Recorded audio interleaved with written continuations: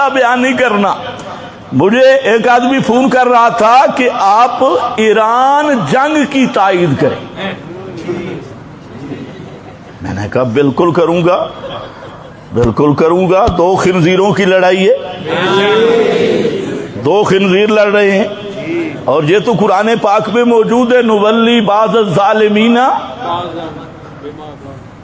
اللہ فرماتے ہیں کہ بساؤ کا یہ بھی ہوتا ہے کہ جب ظالم ظلم کرتا ہے تو بعض ظالموں کو دوسرے ظالموں پہ مسلط کر دیتی ہے، بعض ظالموں کو دوسرے ظالموں پر مسلط کر دیتی ہیں. اور اگر یوں نہ سمجھ آئے تو جب خنزیرنی یا کتیا ہلکی ہو جائے تو وہ اپنے بچوں کو بھی کھانا شروع کر دیتی ہے. تو خنزیر اسرائیل خنزیر ہے اور وہ ہلکا ہو چکا ہے، اور اب اس نے اپنے بچوں اور انڈوں کو بھی کھانا شروع کر دیا ہے. تو اصل یہی بات ہے. باقی جس آدمی کے دل میں ابو بکر عمر عثمان کی عزت نہیں، وہ اسرائیلیوں سے بھی بڑا مرتد اور زندیق ہے.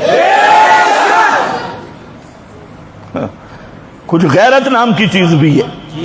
ہمارا عقیدہ اصول پہ مبنی ہے، کتاب و سنت کے. جو نبی کے صحابہ کا غلطہ ہو، کتے لڑے ہمیں کیا پرواہ ہے، خنزیر خنزیر سے لڑے ہمیں کیا پرواہ ہے. ان کی آپس میں ٹکڑوں کی لڑائی ہے اور غزہ کو بلا رہے ہیں. غزہ کا نام نہیں، آپس میں سارا کوئی ڈرامہ ہے. تو اب تک سال تک کبھی جی ہلالی پرچم، کبھی سرخ پرچم، کبھی کالا پرچم لہرایا جا رہا ہے.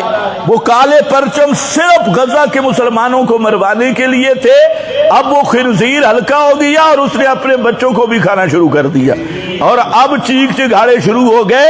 بہرحال نیتن یاہو بھی کافر ہے، اور جو ابو بکر و عمر عثمان رضی اللہ تعالی عنہم اجمعین کا بیری اور بغض رکھنے والا ہے، وہ نیتن یاہو سے کئی درجے بڑھ کے کافر ہے.